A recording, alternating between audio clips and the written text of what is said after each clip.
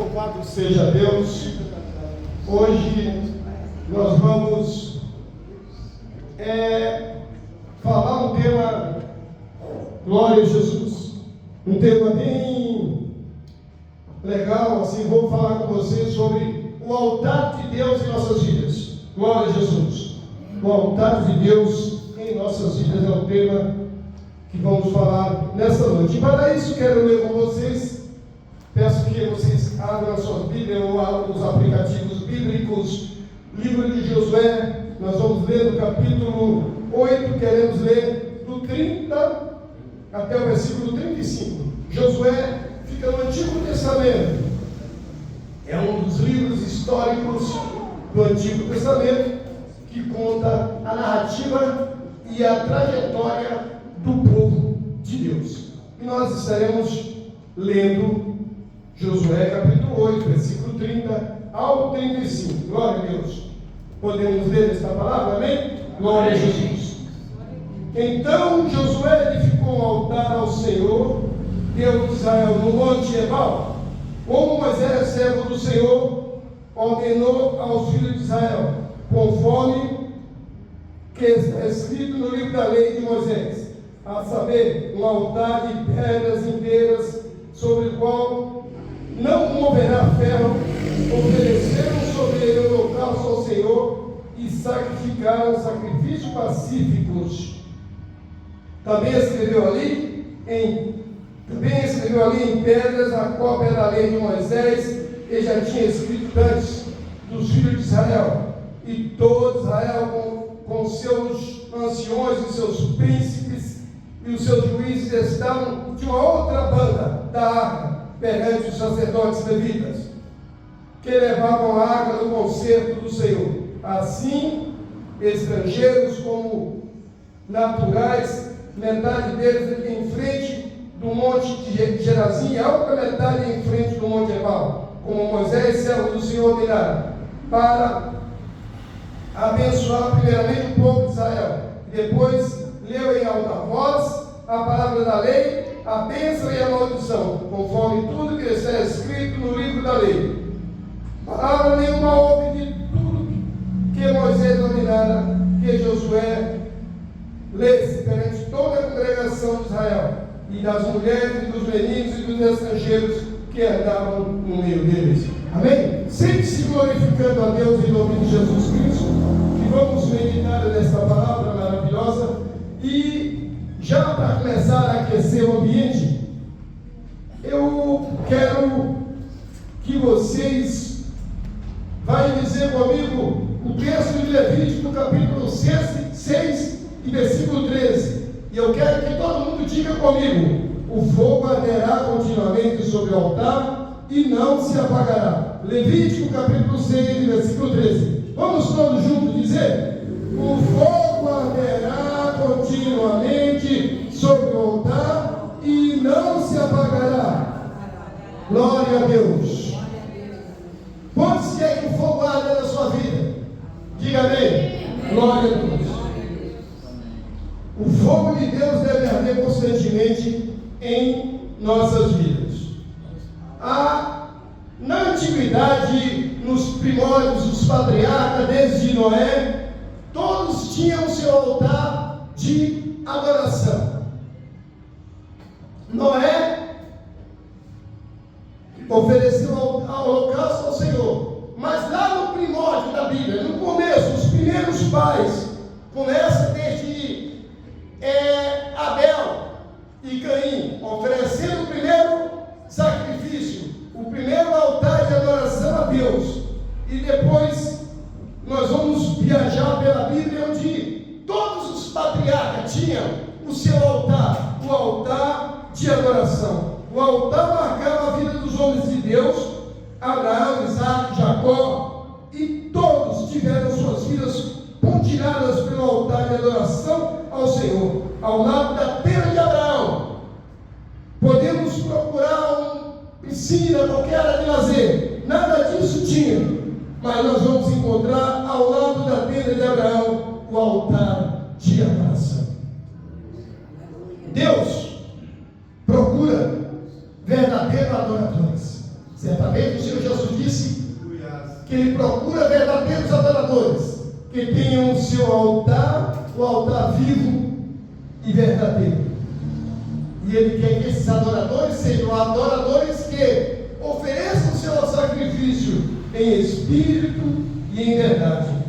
No livro de Gênesis, capítulo 2 e 7, nós encontramos os patriarcas oferecendo o altar de adoração. Gênesis capítulo 12, versículo 7, já encontramos o altar de adoração presente. O Senhor aparece a Abraão e a primeira coisa que Abraão faz é o seu culto verdadeiro, culto de adoração. E 12 e 7 está escrito assim: e apareceu o Senhor a Abraão e disse: a tua semente darei esta terra. E edificou ali o altar ao Senhor que lhe aparecera. Começa por Abel e depois continua em toda a história da Bíblia. E Abraão, após o Senhor aparecer a ele, a primeira coisa que ele faz é Deus dá a promessa. Deus promete todas as bênçãos para Abraão, promete que a descendência de Abraão vai dar aquela terra. E depois do Senhor aparecer, a primeira coisa que Abraão faz é edificar um altar ao Senhor que lhe aparecer. Então, a Bíblia é toda rica em pessoas que fizeram o seu altar de adoração a Deus. Encontramos erguida e também em Gênesis capítulo 13, versículo 4 e versículo 18. Gênesis 13, 4 e 18 também já vai encontrar o altar presente. Até o lugar do altar antes ali tinha feito, Abraão invocou ali o nome do Senhor. Gênesis 3 e 4, versículo 18. E Abraão armou suas tendas e veio e habitou nos carvalhos de Mamré, que é junto a Hebrom, e ali edificou o altar ao Senhor. Altar representa símbolo de gratidão. O altar representa símbolo de adoração. Era o sacrifício que era feito como gratidão a Deus. E nós continuamos a seguir. Os filhos devem seguir os exemplos dos pais. E o mesmo exemplo de fé que Abraão fez, os filhos de Abraão também continua aqui. Gênesis faz a mesma coisa. E nós somos filhos da promessa, filhos pela fé. Devemos também ter o nosso altar de adoração. No livro de Gálatas, capítulo 3 e versículo 7. Se alguém achar, por favor, pode ler. Eu vou tentar achar aqui mais rápido, mas quem for mais ligeiro do que eu e conseguir encontrar, leia, por favor. E quem achou, se alguém encontrou, já pode ler. Alguém achou? Gálatas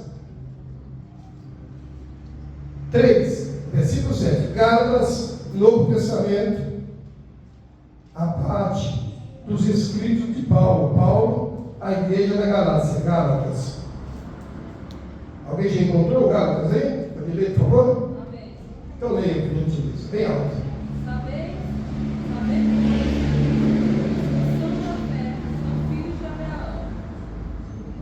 Saber pois que os que são da fé são filhos de Abraão. Você é da fé? Você é da fé? Você é da fé? Você é da fé? Então todos que são da fé são filhos de Abraão. Nós somos filhos de Abraão pela fé. Não somos judeus, não somos israelitas, mas somos através de Jesus Cristo. Nós somos da fé. João capítulo 1, versículo 12, está escrito que Jesus veio para os seus e os seus não receberam, mas todos, quando receberam, Deus lhe o direito de se tornar filho de Deus aos que creem no seu nome. Nós nos tornamos, pela fé, filhos de Abraão. Glória a Deus. Podemos permanecer na fé de Abraão. Podemos exclamar permanentemente: temos um altar de adoração ao Senhor em nossas vidas. Você tem um altar de adoração na sua vida? Primeiro, o altar torna-se um símbolo de adoração da nova aliança.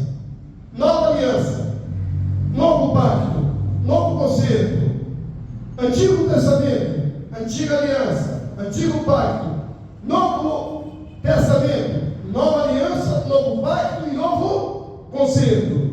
Nós estamos no Novo Pacto e no Novo Concerto. O altar é o lugar ideal onde se agradecia a Deus. Quando Noé saiu da arca, sua família, seu primeiro ato foi edificar um altar e oferecer sobre ele o holocausto a Deus, como sinal de gratidão e adoração. Gênesis, capítulo 8, versículo 20. Gênesis, capítulo 8, versículo 20. O primeiro trabalho, o primeiro ato, após sair da arca, a primeira coisa que Noé faz é oferecer um altar de adoração. Gênesis, capítulo 8, versículo 20. Se alguém tiver uma Bíblia aberta, pode ler, por gentileza. Edificou Noé um altar ao Senhor, e tomou de todo animal limpo e de toda ave limpa, e ofereceu o holocausto sobre o altar. Glória a Deus, muito obrigado. Então, após a destruição de toda criatura viva do planeta Terra, dos dias de Noé, todos os planetas, todos do planeta Terra morreram. Tudo que tinha fôlego, que era do seco, morreu. Tudo que não era peixe, que não era anfíbio, que não era coisa que podia viver na água, morreu, porque as águas duraram muito tempo, mais de 6 meses, sobre a terra.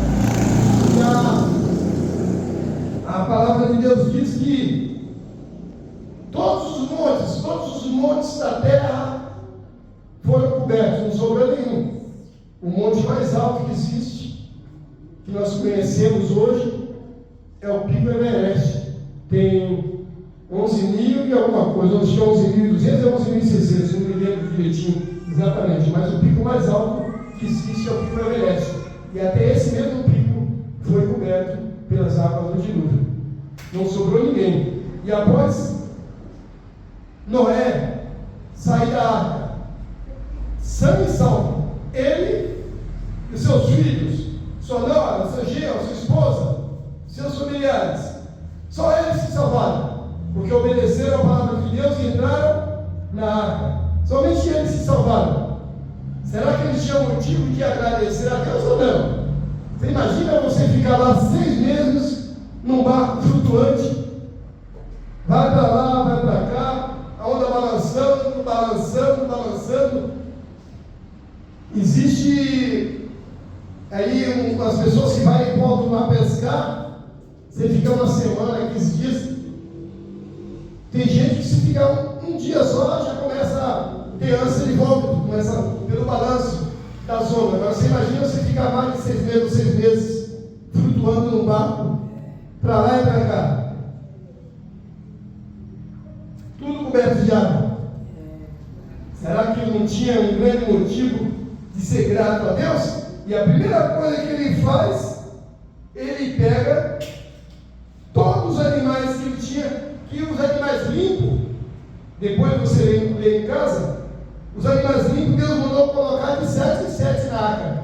Os outros animais era para entrar no casal, mas tem uns animais que Deus mandou entrar com 7 de cada um. Não entrou o casal. E esses animais que eram os animais limpos entrou de 7. E aí, quando ele sai da arca, a primeira coisa que ele faz é edificar o altar ao Senhor. E edificou Noé o altar ao Senhor, de todo animal limpo, de toda ave limpa Senhor. Ou seja, tudo que era limpo, pombo, ovelha, tudo que era permitido sacrificar, que era limpo, ele ofereceu no holocausto ao Senhor, como sinal de gratidão.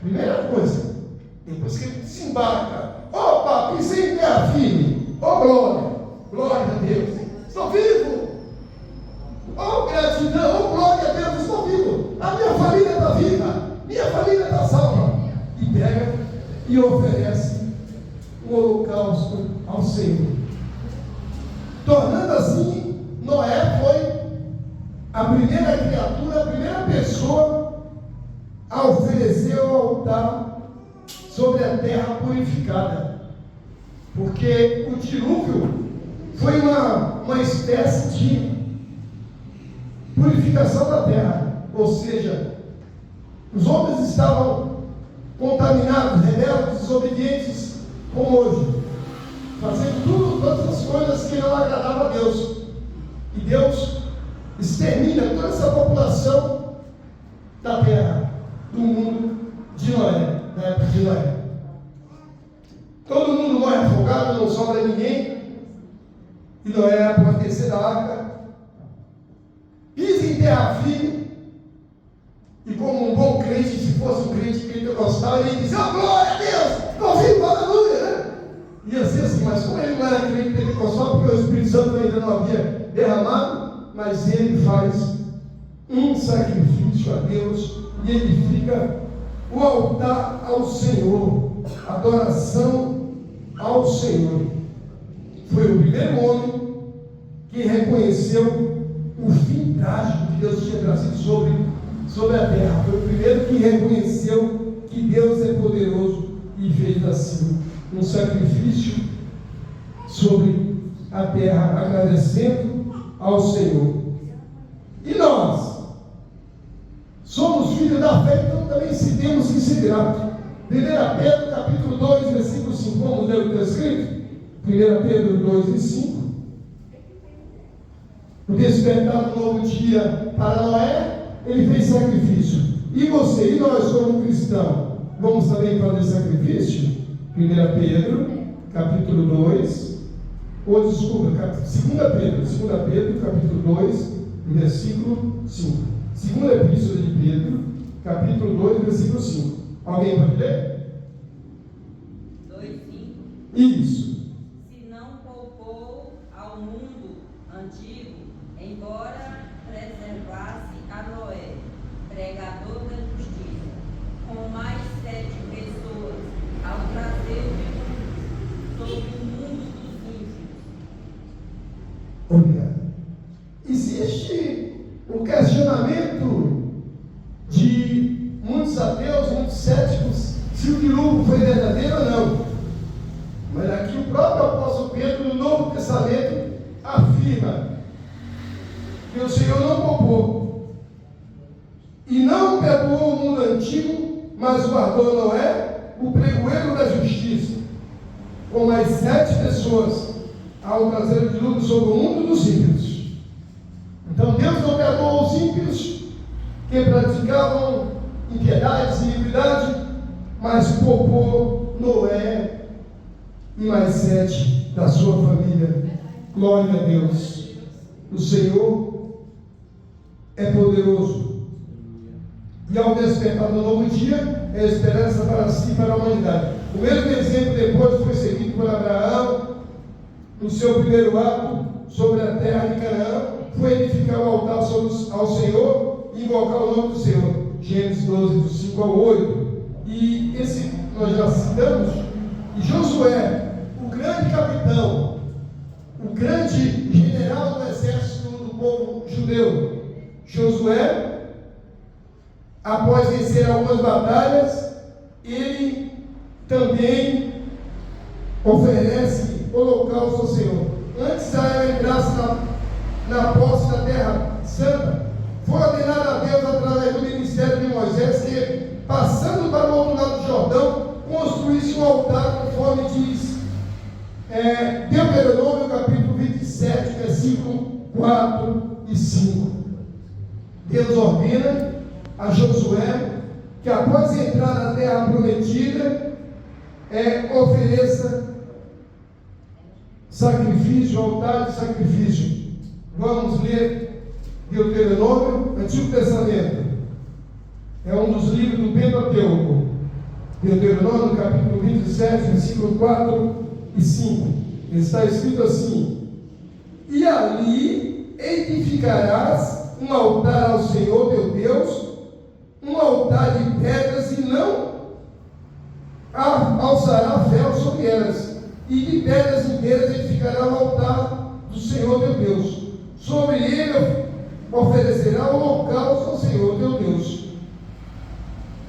Todo mundo sabe o que significa holocausto? Vocês sabem o que significa? Todos sabem? Alguém sabe o que significa? Alguém tem alguma dúvida do que significa holocausto? Vocês sabem? Holocausto era um sacrifício que era feito de qualquer animal que era puro.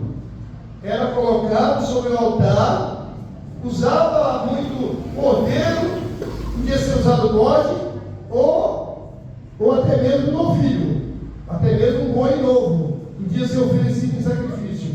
O altar, ele era, o sacerdote pegava o animal, colocava sobre o altar, cortava o pescoço do animal e derramava o sangue sobre o altar.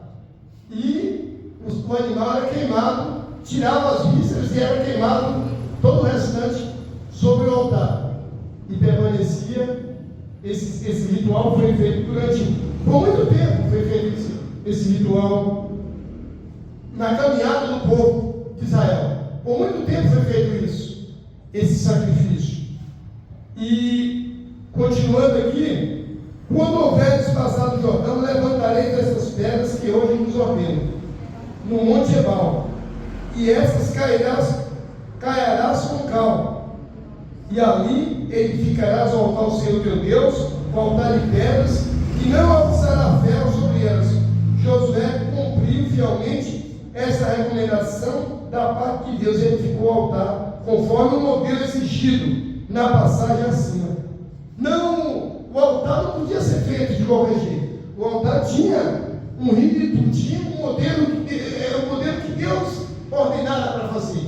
E não era todo mundo que podia fazer o sacrifício. Quem podia fazer o sacrifício era apenas o sacerdote, juntamente com os levitas. Uma pessoa normal não podia fazer o sacrifício. Tinha que ser levita ou sacerdote. O sacerdote fazia o sacrifício e o levita preparava o altar. O levita ajudava na condução das pedras. O levita ajudava na formação de colocar o altar em ordem. E o sacrifício era feito pelo sacerdote. Hoje, você e eu podemos apresentarmos a Deus um sacrifício racional. Hebreus capítulo 12, versículo 2, Paulo já diz: rogo, pois, irmãos, que apresentei os vossos corpos como sacrifício vivo e agradável a Deus, que é o vosso culto com o vosso raciocínio, culto racional, culto com a vossa mente. Percebe como está ligado? Uma coisa com a outra? Culto racional. Paulo fala: peço que apresenteis vossos corpos como um sacrifício santo e agradável a Deus, que é o culto de adoração, que é feito com raciocínio, com a mente, culto racional. O animal não pode cultuar a Deus, porque ele é irracional. O animal não tem entendimento, mas você e eu, nós temos entendimento, e por isso nós adoramos a Deus e glorificamos a Deus com o nosso corpo, com a nossa alma, com o nosso espírito, porque somos racionais, somos pensantes, somos racionais e pensamos, existimos e por isso pensamos, somos racionais. Glória a Deus. E para o povo eleito, o mau significado do altar seria a edificação no Monte Gerazim. Tinha um monte, que era um monte que depois, mais tarde, o povo de Samaria construiu outro templo que concorria com o templo de Jerusalém, o Monte Gerazim. Deuteronômio capítulo 27 e versículo 12. 27, versículo 12, foi edificado o altar no Monte Gerazim. E quando houveres passado o Jordão, estes estarão sobre o Monte Gerazim para abençoares o povo. Simeão, Levi, que deu origem aos levitas, e Judá, Isacar, José, Benjamim, estes estarão para amaldiçoar sobre o Monte Ebal. Ruben, Gade, Asser, Zebulão, Dan e Naphtali. Então, foi construído o altar de adoração no Monte Gerazim, aonde teve as bênçãos e a maldição. E depois sobre o Monte Ebal, visto que o primeiro expressava a bênção, e o segundo monte expressava a maldição. Era bênção e maldição. Hoje nós temos a bênção e maldição. Se escolher o caminho de Deus, seguir a Jesus Cristo, ser um verdadeiro adorador, você é abençoado. Quem estiver distante de Deus, escolhe a maldição. E Jesus disse: quem não crer será condenado. A condenação é essa, que rejeite o poderoso e o unigênito Filho de Deus. Percebe como é uma ligação? Foi este o conceito da mulher samaritana do céu que ele falava. A mulher samaritana, ela disse a Jesus, do poço de Jacó, capítulo 4, versículo 20, ela perguntou para Jesus: onde é o lugar que devemos adorar? Onde é que é o lugar que nós devemos adorar? É em Jerusalém? Ou no outro templo lá em Samaria, que era feito no Monte Gerazim? E o que Jesus respondeu? Os verdadeiros adoradores adorarão o Pai em espírito e em verdade. Então Deus procura verdadeiros adoradores que adorem realmente de fatos e de verdade. Glória a Deus. Deus está procurando pessoas que realmente o adorem, já que nós somos enxertados pela fé e agora somos filhos de Deus pela fé. Gálatas capítulo 3 e versículo 7.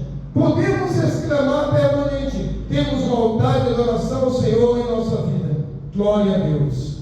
Hoje podemos exclamar, no antigo pacto somente o sacerdote podia fazer o sacrifício de adoração. Na nova aliança, todos podem ser o verdadeiro adorador. O altar se torna símbolo de adoração na nova aliança. O altar era o lugar ideal onde agradecia a Deus. Quando Noé saiu da arca, sua família primeiro foi edificar o altar e oferecer sobre ele o holocausto como sinal de gratidão e adoração. Gênesis capítulo 8, versículo 20. Nós já citamos. E Pedro fala, em 2 Pedro 2 e 5, que nós somos adoradores pela fé. Glória a Deus. Abraão foi o primeiro e nós continuamos sendo adorador pela fé. A obediência de Josué. Josué, após atravessar o Jordão, a primeira coisa que ele fez foi fazer um altar de adoração. Quando houver passado o Jordão, levantarei essas pedras que hoje vos ordeno no Monte Ebal. E cairás no cal, e ali edificarás altar ao Senhor teu Deus, de pedras, e não alçarás de ferro sobre ela. Josué cumpriu fielmente esta recomendação da parte de Deus. Ele ficou conforme o modelo exigido na passagem acima. E nós já lemos. Para o povo eleito, o maior significado do altar seria a edificação no Monte Gerazim. Eles achavam que era só o Monte Gerazim, onde depois Samaria tomou posse e ficou o templo de Jerusalém, um altar no Monte Ebal, em Gerazim. Fizeram outro templo, que era um lugar onde faziam o segundo altar de adoração. E no Monte Ebal, visto primeiro expressar a bênção e o segundo maldição. Foi este conceito da mulher samaritana, depois que falava com Jesus. E Jesus, junto ao poço de Jacó, João capítulo 4, versículo 20. Com efeito, a ordem de Deus para a edificação do altar nesse Monte justamente para persuadir o seu povo, ou convencer o seu povo. Persuadir é uma palavra que significa convencer o seu povo, que Ele é Deus do universo e não é Deus, um Deus geográfico, um Deus local. Deus é um Deus que está em todos os lugares, a todo tempo. Isso significa, faz parte da onipresença de Deus. Você sabe o que significa onipresença? Onipresença é o poder de Deus que pode estar em todos os lugares ao mesmo tempo. Ele pode estar aqui, nessa noite conosco, pode estar com os irmãos lá no Japão, que lá é 8h40 da manhã, e pode estar na China, pode estar em todos os lugares ao mesmo tempo. Deus não é um Deus local, Deus não é um Deus geográfico, Ele é um Deus onipotente, que tem poder sobre todas as coisas, e pode estar no universo todo, em todos os lugares ao mesmo tempo. Afinal, Ele é Deus do universo, e não é um Deus local, um Deus geográfico. Não é um Deus limitado pelo tempo, pelo espaço, como eram reputados os deuses dos cananeus. Ainda mais, os verdadeiros adoradores adorarão o Pai em espírito e em verdade. Não depende de lugar, não depende da circunstância, depende da adoração dos filhos de Deus. Você é filho de Deus, você é adorador, você pode adorar a Deus na sua casa, no ônibus, no seu trabalho. Você pode adorar a Deus onde você estiver, na praia, viajando no avião, no barco, em qualquer lugar. O verdadeiro adorador de Deus, ele adora o Senhor em todos os lugares. E o Senhor procura essas pessoas que sejam verdadeiros adoradores. E o Josué, no Antigo Testamento, ele lembra o povo, no versículo 33, do texto que nós lemos, Josué lembra o povo da bênção e da maldição do Monte Gerazim. Uma vez que tinha edificado o altar ao nome do Senhor, Deus de Israel, Josué então aproveitou a oportunidade de sentimento religioso para fazer uma reflexão espiritual, dando instruções religiosas ao povo. Ele lembra toda a nação em que as bênçãos de Deus somente virão do nosso encontro pelo caminho da obediência. Não existe altar de adoração sem o caminho da obediência. O altar tinha os rituais, o altar tinha suas exigências. E hoje, para nós cristãos, temos também a exigência para sermos verdadeiros adoradores, sermos obedientes à palavra do Senhor. Deus exige a obediência na nossa caminhada de fé. Glória a Deus. E será que quando ouvides a voz do Senhor teu Deus, tendo cuidado de guardar todos os seus mandamentos, todas as bênçãos virão sobre ti e te alcançarão. O Senhor mandará a bênção que seja contigo. O Senhor te porá sobre a cabeça e não por cauda. Deuteronômio capítulo 28, versículo 1, 2 e versículo 13. Glória a Jesus. Josué foi um verdadeiro ministro de Deus e ensinava o povo. Josué foi um verdadeiro ministro de Deus e ensinava ao povo. Ele não parou de ensinar ao povo. Josué continuava ensinando ao povo. Ele, além de ser um guerreiro, um general, além disso, ele era também alguém que conduzia o povo a adorar a Deus. Se a nossa igreja tivesse um pastor que não quisesse ensinar a Bíblia para ninguém, era oba, pula, e não ensinasse o caminho da verdade. Muitas igrejas é assim. É só pula, oba, sem conhecimento de Deus, sem instrução nenhuma.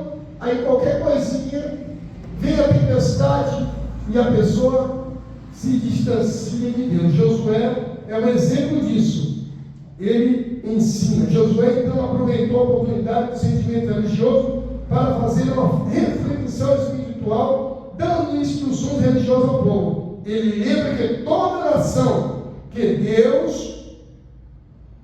as bênçãos de Deus ao nosso encontro pelo caminho da obediência. Será que se ouvides a voz do teu Deus, tendo cuidado de guardar todos os seus mandamentos, todas as bênçãos virão sobre ti e alcançarão, o Senhor mandará a bênção sobre que seja contigo, o Senhor porá por cabeça e não por cauda. Ou seja, Deus promete que eles vão estar sempre por cima, não vai passar se eles obedecerem a voz do Senhor. E todas as vezes que Israel desobedeceu o Senhor, foi levado cativo, desobedeceu de novo, foi levado como escravo, desobedeceu, começou a passar fome, começou a passar necessidade, veio seca. Lembra do tempo de Elias, da viúva de Serepta?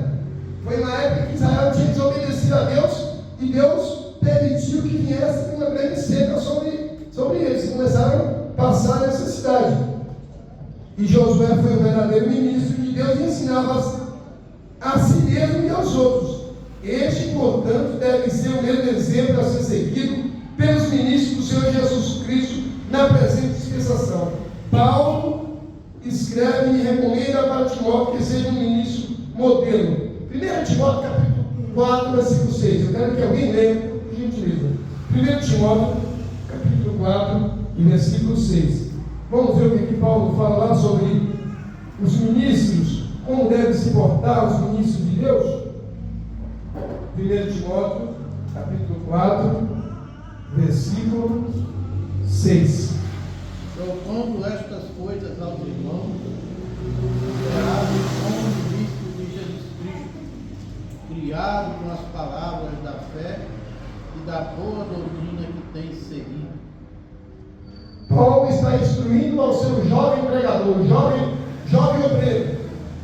Paulo está escrevendo a Timóteo, que era um jovem pregador, um jovem iniciante, um obreiro iniciante, e ele diz: portanto, essas coisas, irmãos, será um bom ministro de Jesus Cristo, criado com a palavra da fé e da boa doutrina que tem seguido. Rejeitando as fábulas profanas velhas, exercita-te a ti mesmo em piedade, porque o exercício corporal para pouco aproveita, mas o exercício da piedade para tudo é proveitosa, tendo a promessa da vida do presente e do porvir. Glória a Deus. E continuando, o altar, junto ao altar, Josué leu todas as palavras da lei do Senhor. A lei, as palavras eram similares, são termos técnicos para denotar toda a expressão da revolta divina, ou aquilo que era a presença, por exemplo, no Antigo Testamento.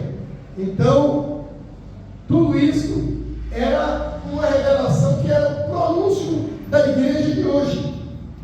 Todo o Antigo Testamento, todas as coisas, eram o prenúncio do que está acontecendo hoje na igreja de hoje. O Velho Testamento, a Antiga Aliança, apontava para a Nova Aliança em Cristo. E tudo era o prenúncio. A lei de Josué, capítulo 8 e 34, vamos ver Josué capítulo 8, versículo 34, para vocês verem como era importante a observância da lei. Josué capítulo 8, 34, alguém encontrou?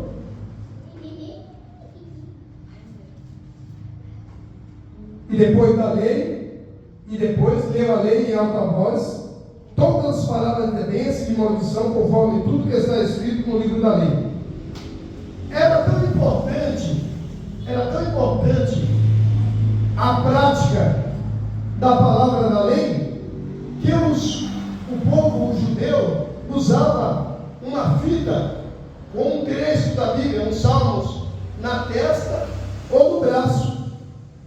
Está na Bíblia, depois eu não me lembro qual texto que fala, para em Deuteronômio, fala que tinha que usar um texto no braço e um texto na testa da palavra da lei, porque aquilo era para não esquecer da lei. Assim como para nós a meditação da Bíblia é importante para o crescimento espiritual, para a edificação, para eles também é importante, para não pecar, não esquecer o livro da lei. Davi, ele fala fala sobre isso.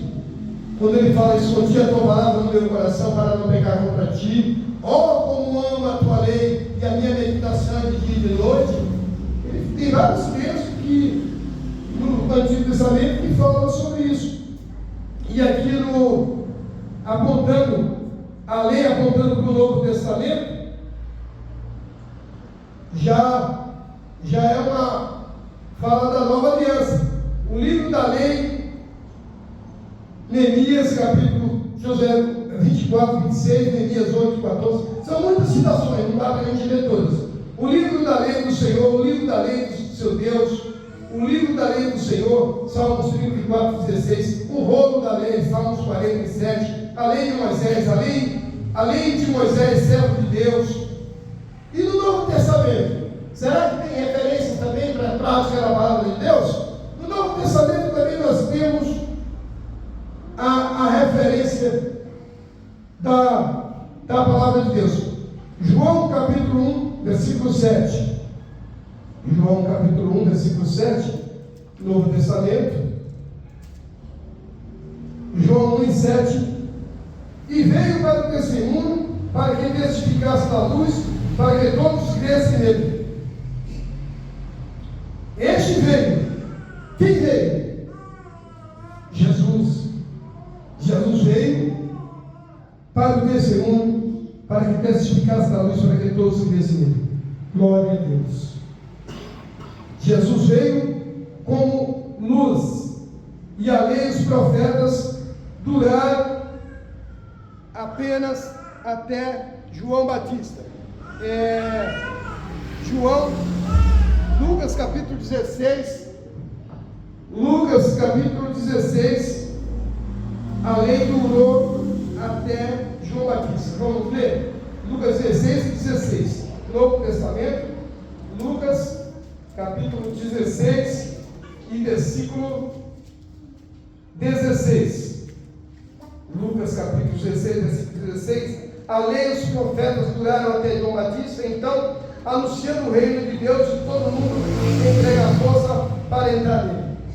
O fim da lei completa-se em João Batista.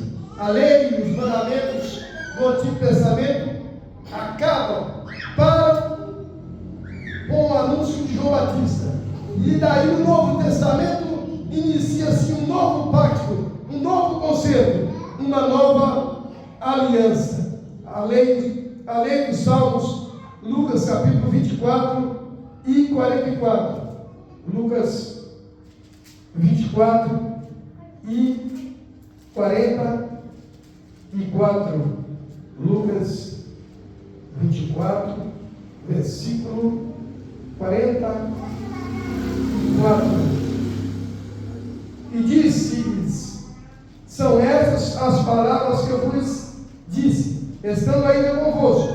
Convinha que se cumprisse tudo que em mim estava escrito na lei de Moisés e nos profetas e nos salmos.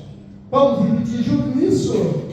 Convinha que tudo se cumprisse que estava escrito aonde? Na lei de Moisés. Repita comigo: na lei de Moisés e nos salmos. Convinha que tudo se cumprisse que estava escrito na lei de Moisés e nos salmos. E tudo isso se cumpriu em Cristo Jesus. A lei de Moisés se cumpriu em Cristo Jesus. E a lei dos profetas, o livro da lei, Gálatas capítulo 3, versículo 10. E outro irmão abre em Marcos 12, 16. Gálatas 3 e 10 fala do antigo rudimento. Gálatas 3 e 10. Eu sei que os irmãos não estão muito acostumados com esse tipo de ensino, citando referências bíblicas, né? Mas é o que eu sei fazer. Glória a Deus. Gálatas 3 e 10. Pois todos quantos são das obras da lei estão debaixo da maldição. Porque escrito está: maldito todo aquele que não permanece em todas as coisas que estão escritas no livro da lei, para fazê-las. Então, todos todos que permanecem debaixo da lei, eu quero guardar o sábado, eu quero comer carne de porco, eu quero isso, eu quero aquilo, estão debaixo da maldição. Estão na lei, estão debaixo da maldição. Todos que permanecem debaixo das obras da lei estão debaixo da maldição. Por quê? Ninguém conseguia guardar os mandamentos. A lei de Moisés, além da lei de Moisés, tinha muitos ritos. Eram muitos que era impossível um ser humano conseguir guardar. Era muita coisa e ninguém conseguia guardar. Todo mundo falhava em alguma coisa. Então todos que estão debaixo da lei estão debaixo da maldição. Cristo veio para trazer a libertação. Cristo veio trazer a salvação. A lei dos profetas do João Batista e o livro da lei, Marcos capítulo 12 e versículo 26. Alguém pode ler Marcos capítulo 12 e versículo 26?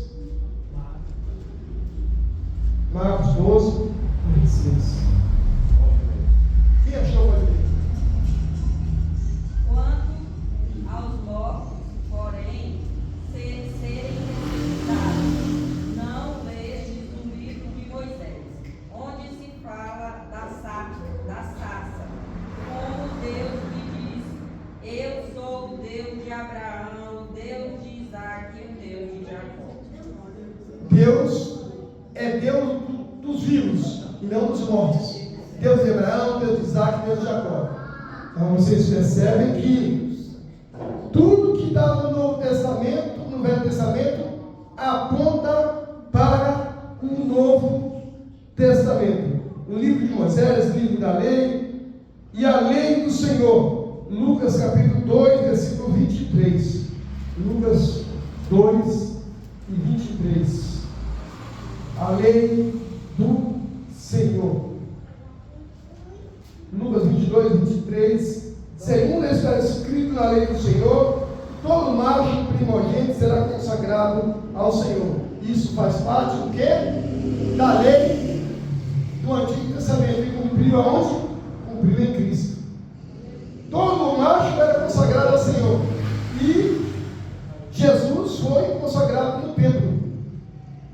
Foi levado, foi apresentado e foi consagrado ao Senhor para cumprir a lei e vencer tudo. Glória a Deus. A palavra de Deus, Hebreus capítulo 4, versículo 12. Hebreus capítulo 4, 12, está escrito assim: que a palavra de Deus é viva e eficaz, ela é mais penetrante do que espada algumas de dois gumes, que penetra entre a divisão da alma e do espírito. Ela é apta para discernir os pensamentos e as intenções do coração. É a palavra da lei e é a palavra de Deus hoje, que é apta para decidir e é capaz de saber o que você está pensando no momento. Eu não sou capaz de saber o que ninguém está pensando, porque eu não sou onisciente. Mas o Senhor Todo-Poderoso, Ele, pela palavra de Deus, Ele penetra. Sabe aquela palavra que vem no púlpito e a pessoa prega e você diz: falou comigo? Será que aí sabia que eu estava pensando que não? Porque a palavra de Deus, ela é viva e eficaz e penetra entre a divisão da alma e do espírito. Quantos cultos a gente está desanimado, cabisbaixo, bem lá embaixo mesmo, pensando que é o zero à esquerda, pensando que não vale nada. Ai, estou tão triste, estou tão desanimado, estou pior do que o velho do carrapato, estou tão pequeno, estou insignificante. E aí a palavra de Deus vai lá e fala com você. Palavra viva e eficaz, mais penetrante do que espada alguma de duas gumes, que penetra entre a divisão da alma e do espírito. E Jesus veio para cumprir as Escrituras. E Ele próprio disse para os discípulos, João capítulo 5, 39, Ele disse: examinai as Escrituras, porque cuidai nelas de ter a vida eterna, e são elas que me testificam. Ele mesmo aconselhou a todos a examinar as Escrituras. Eu nunca parei de examinar as Escrituras. Eu já li a Bíblia 6 vezes, estou lendo a 7ª. Esse ano eu quero ler pelo menos mais 2 vezes. Eu já estou em Isaías capítulo 48, eu estou. Mas eu quero terminar de ler esse ano e colher a segunda vez, em nome de Jesus Cristo. E para a gente concluir, o altar deve acompanhar as nossas vidas. O altar de Deus deve acompanhar a vida de todo crente. Primeira coisa, o altar é ponto de encontro com Deus. Quando você se rende, você adora a Deus, você é verdadeiro adorador e você glorifica, você louva a Deus, os problemas vão desaparecendo automaticamente quando você adora a Deus, às vezes mesmo sem pedir nada, porque Deus é conhecedor de todas as suas necessidades. Lembra que está escrito em Romanos capítulo 8, 28, que todas as coisas contribuem para o bem daqueles que amam a Deus, que são chamados por seu decreto. E você às vezes está passando por um momento de luta, de tribulação, e aí vem e adora a Deus, glorifica a Deus, e você recebe a vitória, porque a palavra de Deus penetra na sua vida. Você tem um ponto de encontro com Deus. Observando através dos séculos, podemos detectar como as vidas de grandes homens de Deus estavam rodeadas de altares. Temos aqui apenas um resumo das primeiras citações que já citamos aí: Noé, Abraão, Jacó, Josué, Saul, Manoá, Davi, Salomão, Elias. Todos esses homens tiveram a sua vida pautada pela adoração. Toda vez que eles vinham, tinham que fazer o altar, o sacrifício de adoração ao Senhor. E na nossa dispensação, na dispensação da graça, o altar, a comunhão da adoração, a comunhão da adoração e a oração ao Senhor. Na dispensação da graça, o altar da comunhão da oração com Deus deve estar presente em nossa vida, cada dia em nós. Sem adoração e sem oração, você cai. Sem adoração e sem oração, todos nós morremos espiritualmente. Há uma necessidade constante de nós estarmos vivendo em adoração e oração. O meu telefone está programado para orar a cada 2 horas. Se não der para fazer uma oração grande, mas eu tenho que fazer uma oração pelo menos pequena. E eu digo para Deus, eu de novo, Senhor, eu te agradeço por estar vivo, te agradeço por este momento, Senhor, de novo por tudo. Tem um momento, a cada momento eu provavelmente me lembrar que eu tenho que fazer uma oração e agradecer ao Senhor. Então, somente isso, mas, sobretudo, nosso corpo deve ser transformado num templo em nosso coração, um altar de sacrifício a Deus e agradável, seja oferecido permanente a Ele por meio de Jesus Cristo. Hebreus capítulo 12, versículo 1, lá está escrito assim: rogo, pois, que apresentei o nosso corpo como sacrifício santo e agradável a Deus, que é o nosso culto racional que eu já citei. E Hebreus capítulo 13, versículo 15, também nos fala de adoração. Vamos ver, Hebreus 13 e 15, Novo Testamento, Hebreus capítulo 13 e versículo 15. Quem pode ler, por favor? Hebreus. Ofereçamos sempre por ele a Deus sacrifício de louvor, isto é, o fruto dos lábios, que confessam o seu nome. Percebe?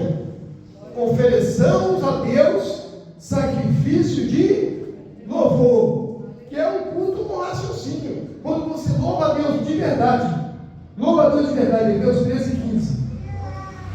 Portanto, ofereçamos sempre a Deus sacrifício de louvor, isto é, fruto dos lábios, quem confessa o nome do Senhor. Aí você diz para Jesus: Jesus, eu te amo. Os irmãos dos Estados Unidos dizem: Jesus Christ, I love you. É a mesma coisa, é o sacrifício de louvor, adorando a Deus, louvando a Deus, e você continua glorificando a Deus. Davi, Daniel e outros homens também tiveram a sua vida pautada pelo altar da adoração. Eles acreditavam nisso e continuavam assim. E nós, como cristãos, devemos então permanecer como verdadeiros adoradores que o Senhor procura. Obrigado pela paciência, que Deus abençoe a todos. participação de todos e a tolerância que vocês tiveram aí, não sei se vocês gostaram ou não, mas fizemos aí o nosso papel. Que Deus abençoe a todos, em nome de Jesus.